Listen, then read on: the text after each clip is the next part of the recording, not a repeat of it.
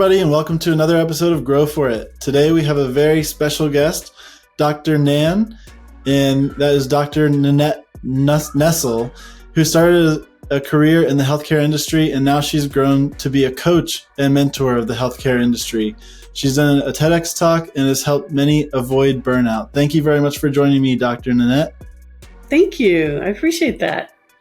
Absolutely. Can you start out by telling us how you got started in the coaching industry and how your healthcare experience led you there?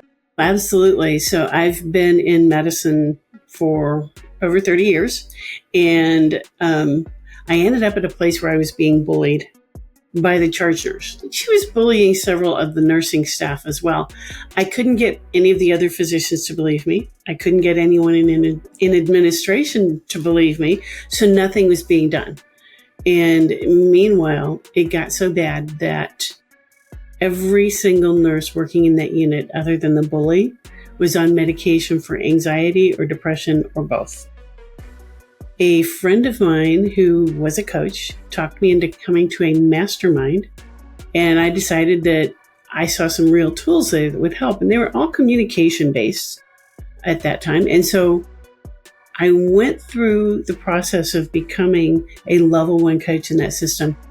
And it was a 6-week process. And halfway through, I started using these tools with the charge nurse who was the bully.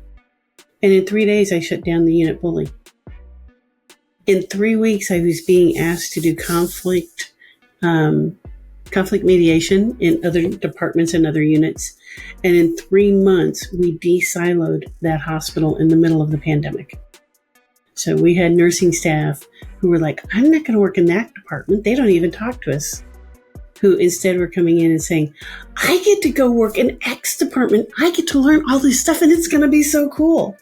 So a real turnaround in how people thought about working with others. And that was a huge, huge step for me. That's amazing. What was it that were some of the practical things that you used to really turn things around, shut down the bully?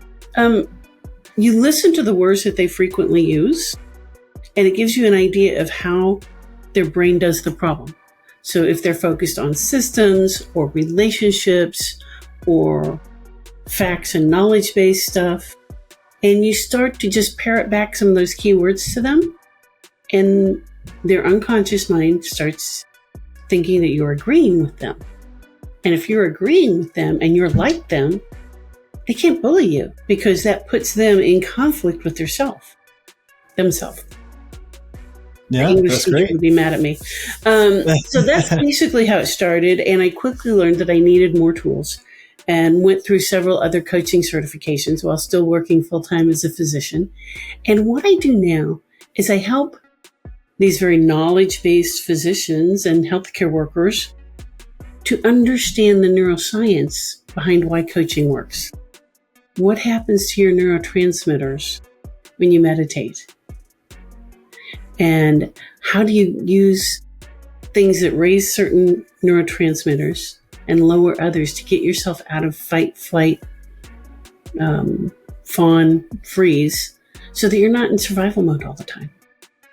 And what happens when you're not in survival mode, from a neuroscience standpoint, your adrenaline drops and then your cortisol drops. But what happens is you see things differently.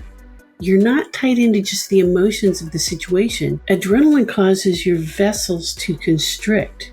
And when that lowers, you get better perfusion to your brain. You're more open.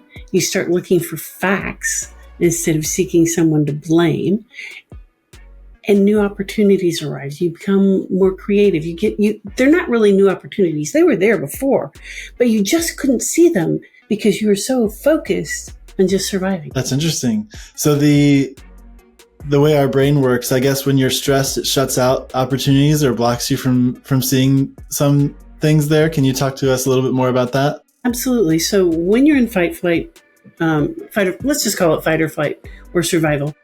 What happens is the first thing that goes up is your adrenaline, which, as I said, constricts vessels so you get less blood flow to the brain. And then if that happens over a prolonged period of time, your cortisol goes up. And these things cause you to breathe faster, You're not taking deep breaths. You're taking shallow, rapid breaths. That keeps you in that fight, flight, survival mode. The things, and what can happen in healthcare workers, and we've seen this, is you actually go into a cortisol deficiency, which can kill you. Adrenal insufficiency is what it's called. And what we want to do is balance out those neurotransmitters. You have cortisol and adrenaline on one side. On the other side, you have serotonin, oxytocin, and dopamine.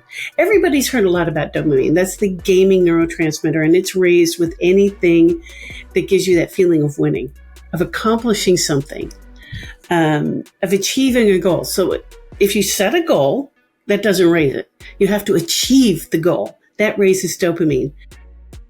Dopamine gets you excited in a more positive way. So you're happier. Oxytocin and serotonin, the other two, oxytocin is what some people call the love hormone. And it's raised by things like human kindness, eye contact, touch. So encouraging people to go out and do acts of kindness and express gratitude is raising oxytocin. And then serotonin, I had a nickname for it. I'm blanking out on it right now. But these operate on different areas of your brain and different areas of your body to increase blood flow, to slow your breathing. You breathe deeper and you become more calm, and you have more positive social interaction. You build better social bonds with people. And all of this gets you out of that loop of survival mode, out of that vicious cycle. So what would you say is one tip out there that you'd give to any healthcare worker that's struggling and feeling overwhelmed with work? Build good relationships at work, because there is one thing that raises all three of those positive neurotransmitters, and that's positive social interaction. So make friends at work. Negative social interaction doesn't do it and can actually be detrimental to those positive neurotransmitters. And so we see this a lot around the holidays when people have big expectations for going and visiting family, and things don't turn out that way. There's big fights, there's hurt feelings, there's a feeling of rejection. All of that is negative social interaction. So you want to have positive social interactions. You want to have people that you can go have fun with, people that you can play jokes on at work, people that you can share funny stories, people that you make eye contact with across the room and it's just good to see them. Those kind of reactions, those are good, positive social interactions. Somebody that you have a special handshake with, somebody that you have just something where you can communicate across the room and you know you're both okay. Carol Burnett did this for decades to let her mom know she was okay at the end of each one of her shows.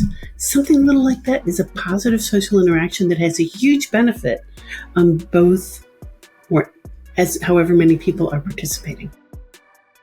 That's fantastic. What would you say has been one of your proudest moments of running your company so far? One of my proudest moments was, let me think about this. There have been many, but I was working with a young woman. She's not a healthcare worker. She was 18 at the time, and she was suffering from agoraphobia. She has some autism, and so because of that, her family kept her somewhat socially isolated. And when she graduated high school and was planning to go on to college, she was terrified. She was terrified that she would have to interact with different people in each class, each day, all day long, find her way to the classes, perhaps have to ask people for directions, and make new friends. Because let's face it, when we're in middle school, high school, we pretty much have the same friend group throughout that 6 years. But when you go to college, you have to start all over. And she had gotten to where she wouldn't go outside. She wouldn't even go as far as the mailbox to pick up the mail. And several of her friends were trying to help her with this. She had a birthday coming up. They wanted to have a big party for her and go out at a restaurant and have this party. And there were about 8 of them total. And she's like, I really want to be able to do that too. To just go out socially and have fun. And so I worked with her for 2 weeks. That's all. And at the end of that 2 weeks, she went out with her friends to that dinner. Prior to that, she went shopping with one of the friends and bought a new dress. She went to the grocery store on her own twice, and she began going to the mailbox every day. And I think that's just huge to give someone that kind of confidence. Wow, 2 weeks. That's pretty impressive in 2 weeks. I'm sure not all transformations happen that fast, but that's pretty impressive. My standard is 2 weeks. Sometimes Really? 2.5. So in 2 weeks, I will get down to what people come to me with a problem. I drill down into that problem, the problem they think they have, to the real problem underneath that, to the real cause underneath that. And by going down that deep, it gives you much more insight into what's happening with this person. I then some coaches only do conscious mind coaching.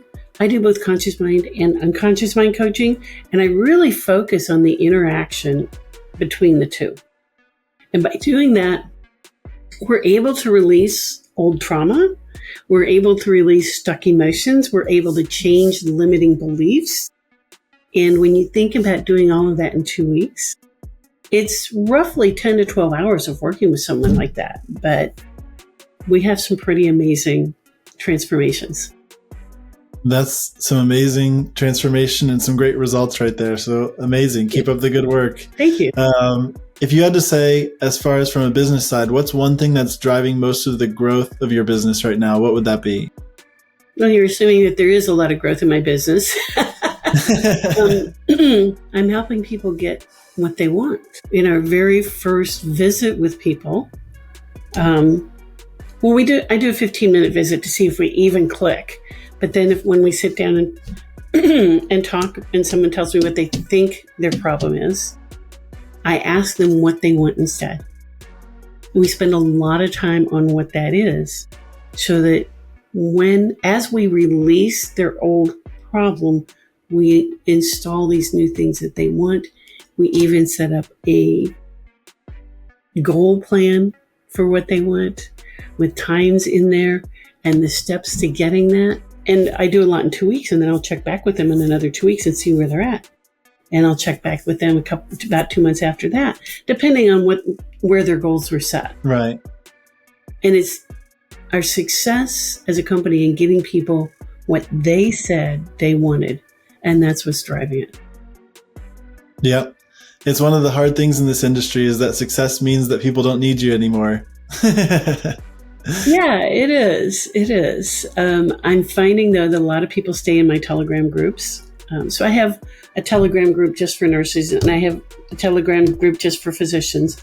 And these groups, they don't call me. They drop a message in Telegram, knowing that I'm still being a physician. I'm still seeing patients.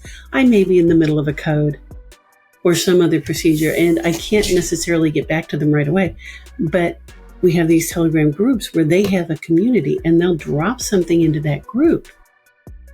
And it may be that another client has the exact answer based on how I've coached them. And then I just moderate the groups. And that's been really, really helpful, because it's always nice to have someone to go through the experience with you, whether they're just there to hold your hand or if they're there to keep you accountable. And that sensation of community, that sense of community, just really, it's like the icing on the cake. Absolutely. Community is very important, especially a community that has walked the walk you're going through, mm-hmm. and can maybe has overcome some of the challenges you're facing currently. That's amazing. On the flip side, what would you say is one of the hardest parts about running your business right now? I knew we'd get to this question. So, it's people not understanding that not accepting that they need the help. So burnout is huge in healthcare. People say it peaked during the pandemic and then came down. But the people who are still in healthcare are saying that the only reason it came down was because so many people with burnout retired early or left to different industries, different professions. We're still running somewhere between 40 and 60% of healthcare workers being burnt out. And my biggest problem is they know they're burnt out. They know there's a problem. They are convinced that they can fix their problem themselves. That's my biggest problem. And I understand where that comes from, because from the time you start medical school, and for some of us, from the time we start college, we are trained to believe that the only person we can count on is us, that the whole team counts on us, that we are the ones who have to make it work, that we have to push through and find the solution. And so then when you find somebody who can't do that anymore, they may become completely dysfunctional before they'll reach out and say, I think there's a problem. And I want to catch people before they get to that. That's great. What would you say has been a successful way for you to kind of help people realize what they're missing or realize the help that they may need, even if they don't see it themselves? Yeah, I found the best way is just reaching out over and over again with video clips on social media so that people, A, know that the help is out there, and B, can get an idea of what that help looks like and what it means. Now, there are a lot of hospitals and healthcare organizations now that have their own coaches, and that's great. I think that's wonderful to have that option. But sometimes you want to reach out to somebody who's not in your own organization so that everybody doesn't know you're being seen by the wellness officer or whatever. And so that's where private coaching becomes an option and an important one. So that is still out there. And I just keep pushing out on social media and letting people know. I'm also doing in-person speaking at various hospitals in my community, just getting the word out that that the help is there. There seems to be this black box thought about coaching that we don't really understand or know what you're doing. How does this work? And by getting out and talking about it on social media and on podcasts like this one, thank you so much. I think that's really helping a lot of people. They're starting to just say, hey, in the DMs, or just comment something. And if somebody comments 2 or 3 times, I'm going to reach out and say, hey, how can I help you? That's great. Fantastic. Yeah, that's fantastic. Great ways to get the word out there. Thank you. If you could wave a magic wand and get rid of one part of your business that just bogs you down, what would you say? What would that be? Marketing. Yeah. If someone else could successfully market my business so that all I did was coaching and teaching, I'd be on cloud 9. That'd be fantastic. Do you mind if I ask what you've done so far well with marketing? What's been a challenge with marketing for you? I think the whole problem with marketing for me is I'm comfortable putting myself out there. I am not comfortable asking for the sale.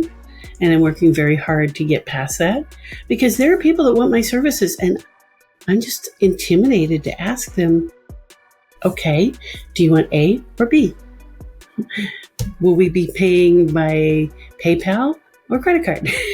I'm afraid to ask those kind of questions because growing up, when it came time for allowance to be paid out, my parents always found some reason not to give me the full allowance. And so I have some issues of my own to get over. Yep. Well, I don't think that's uncommon, especially in the coaching industry, because just because you can be a really good coach, it's not the same as being a good salesman. Right. Also, even just determining value around your coaching products is something a lot of people struggle with too. It is. That's certainly, you're not alone in that. I will definitely say. Thank you. That makes me feel better. I don't know how many people are willing to come on a podcast and openly talk about it. Maybe we should get a support group. That's a good idea. Something I'm working on. Stay tuned. Where would you say, looking ahead, would you like your business to be within the next 1 to 2 years? I want my business to become my primary source of income over what I'm doing in medicine. I am 66 years old and physically cannot keep doing what I'm currently doing. Like right now, I work 1 week a month at one hospital and 9 days a month at another hospital. And those are consecutive 24-hour days. So my shortest shift is 168 hours on call. Wow. And I have had 2 joint surgeries in the last 5 years, and I'm looking at a third one. My body's just not holding up anymore. And And I want to be able to do something that doesn't require me to be on all the time. A 40-hour work week would seem like a vacation. Yeah. That's my goal, is to get the coaching company to the point where when it comes time for me to be eligible for full retirement, I can make that transition smoothly. And at the same time, have more time to spend with my family, have more time to travel and go on adventures, and see what life brings me. Yeah, that's great. I love that. What would you need to have in place to make that a reality? These are the kind of questions my own coaches ask me, is what do I need to have in place? I know the dollar amount. I know what I would like to do is launch my mentorship program. And those 2-week things that I talked about doing, we call those a breakthrough experience. It is said that if you do 3 of those, you have an identity shift. And that identity shift generally involves better communication, more self-confidence, higher emotional intelligence, and spiritual alignment. And I want to launch this program to work with physicians who want to go into leadership positions. And it will be 3 of those breakthrough experiences, along with ongoing regular one-on-one coaching and possibly some energy coaching along with that. That's great. And this is going to be very private. It's not going to have, they'll have access to the communities, but it's not going to have group coaching on Zoom. It's very personalized. That's great. And it seems like you, having all the history and experience within the industry, have seen a thing or two. So I'm sure you could speak to that, especially for people who are early on in their careers. That'd probably be a big game changer.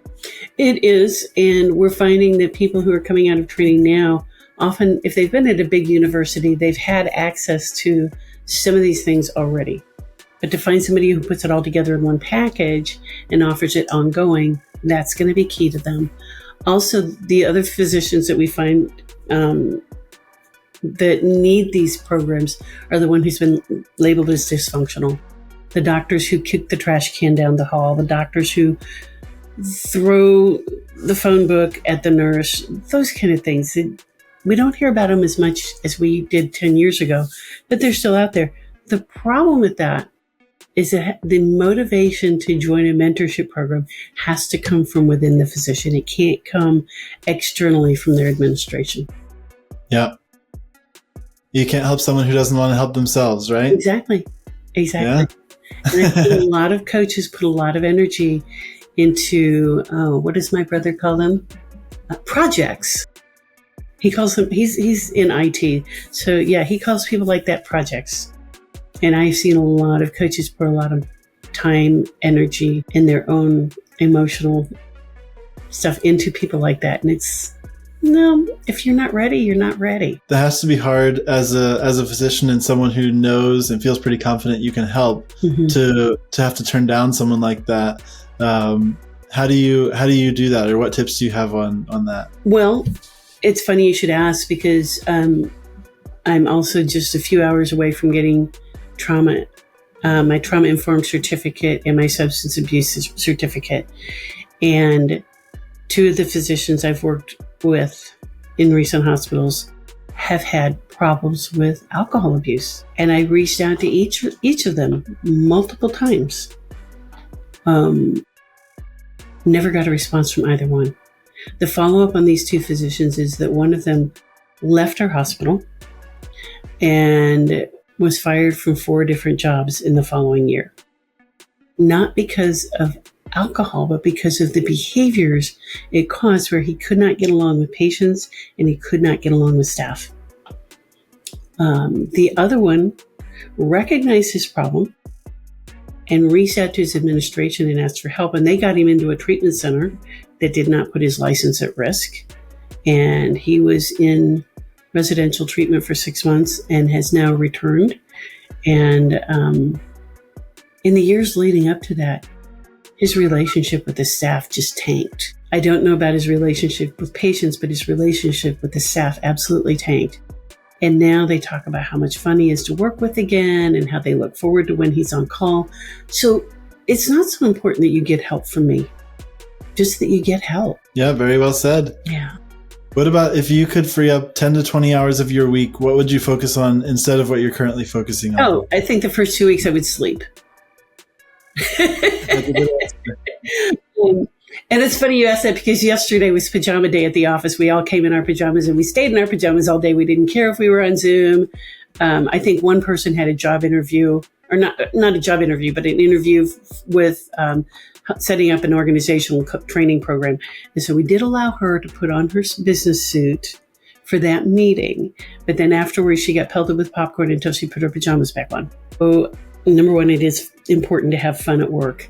But if I were to free up 10 to 20 hours a week, I would honestly spend that time with family and probably spend a lot more time traveling just for fun instead of traveling for work. Yeah, that's a great answer. Yeah. In your business, how do you see technology, automation, AI having a role in your growth over the next few years? Well, AI is huge. AI is absolutely huge. So let's focus there because that is the big thing. It's like equivalent to when the internet went live, or I should say went public, when the internet went public. So I currently am using AI to help me write my courses. I'm in a number of coaching groups where I'm the client. And in one of these, my mentor kept talking about spiritual alignment and shadow work. And I felt so out of the loop that I asked my chat GPT, her name is Emily. I asked Emily to create a course on spiritual alignment and shadow work for me to take myself. She said, well, how long do you want it to be? I said, let's not make it longer than 90 days. She's like, okay, we'll do 90 days and you will have one assignment a week. I'm like, I could do that. So I'm going through this course that my chat GPT designed for me. And I did read through it and make sure that there weren't any glaringly wrong things. And I have used chat GPT to get me started on teaching writing some of the courses that I currently teach. Now, yes, you have to go back over it, but it gives you a starting point. And that's huge. And I know that there are people out there working on the large language models and the natural language proficiency of these things and really helping these programs to learn. I can't even begin to imagine where AI is going to be in 5 to 10 years. But I think it's going to be helping a lot of people. I do know neurophysicians who are already using programs with some AI in them to help with scribing when they see patients. And I think it's just phenomenal. The opportunities there to really create goodness is really high. Yeah, I think it's great. And that's amazing to hear about the course that you're taking. That's a fantastic idea for anyone out there looking to grow in different areas. Yeah, if you want to learn about something, have ChatGPT write your course for you. Tell it to go only to certified sites in this field and tell it how much time you want to spend per day or per week. Tell it how many weeks you want it to last. And then AI will do that for you. That's fantastic. Yeah. That's great. There's more information at our fingertips than ever before, it feels like. I'm from the age where we had to go to the library and use the card catalog. And it took all day to look up one problem. Now it takes 3 seconds? Yep. And that's the reading time. Yeah, it is amazing. It is amazing. Well, if you had to give one tip to someone who's out there and just getting started with their coaching business, what would you give? Keep getting coached. Keep being the client. Stay open to learning and keep getting coached yourself. That's fantastic. And then lastly, I'll finish up with this. What is the best place for our viewers to find you, more information about your products and services that you offer? You could go to my website, which is beatdownburnout.com. But the best place is to follow me on LinkedIn. Because you can reach out to me. You can send me a message. You can send me a voice message. You can send me a text message. And then I know exactly what it is you're looking for. And I can answer your question more completely. Somebody recently asked me if I wanted to start putting my phone number in to my marketing.